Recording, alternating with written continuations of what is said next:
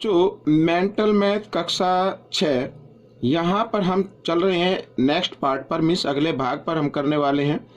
और इस वीडियो में मैं जो प्रश्न करा रहा हूँ वो करा रहा हूँ बच्चों अध्याय 1, ठीक है, अपनी संख्याओं को जानना।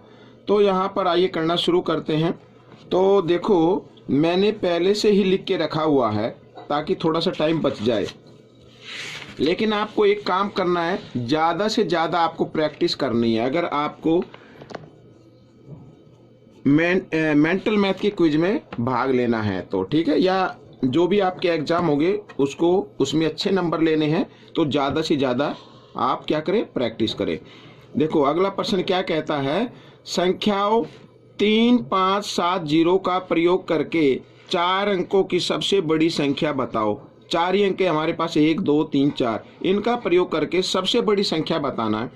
और सबसे बड़ी संख्या बतानी है बच्चों तो आपको करना क्या होगा, आपको सबसे पहले सबसे बड़ा अंक लिखना है, ठीक है ना, फिर उससे छोटा। तो सबसे बड़ा अंक किसमें है 7, फिर से छोटा 5, फिर 3 और लास्ट में लिखना 0।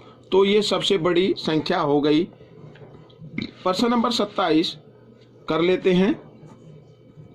लिखा दो संख्या 0 और 1 लो, इन दोनों संख्याओं को का समान आवर्ती में लेकर 4 अंकों की सबसे बड़ी संख्या बताओ।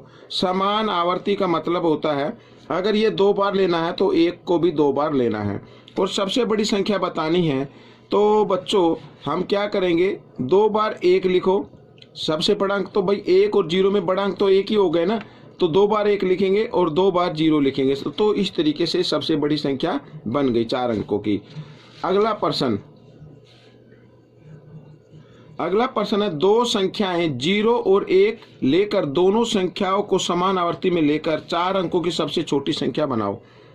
अब बच्चों देखो सबसे छोटा अंक तो 0 होता है, लेकिन अगर 0 में सबसे पहले लिख दूं तो वो अंक नहीं माना जाएगा। इसलिए हम क्या करते हैं 1 और यहाँ पर फिर हम 0 लिखेंगे, ठीक है, 2 बार 0 लिखो फिर 1 लिख दो तो ये सबसे छोटी संख्या बन जाएगी, ठीक है। 1 के बाद 1 नहीं लिखना, फिर वो बड़ी संख्या बन जाएगी। अब ये 4 अंकों की, ठीक है, जो अंक दिए हैं उनकी छोटी संख्या बनती है। आइए अगला कर लेते हैं। यहाँ पर लिखा है 80 को रोमन प्रणाली में लिखो। अब बच्चों आपको रोमन में गिनती तो आनी चाहिए, 80 को लिखना है तो देखो ये होता है 50, ठीक है। 50 के बाद ये x लिखेंगे यानी 10, कितना हो गया 60 हो गया, फिर 70 और फिर 80, ये हो गया बच्चों, ठीक है ना। 90 लिखना होता तो 90 में आगे एक और नहीं लगाना है, 90 में क्या करना है, ये हो गया, इसी को बोलते हैं 100।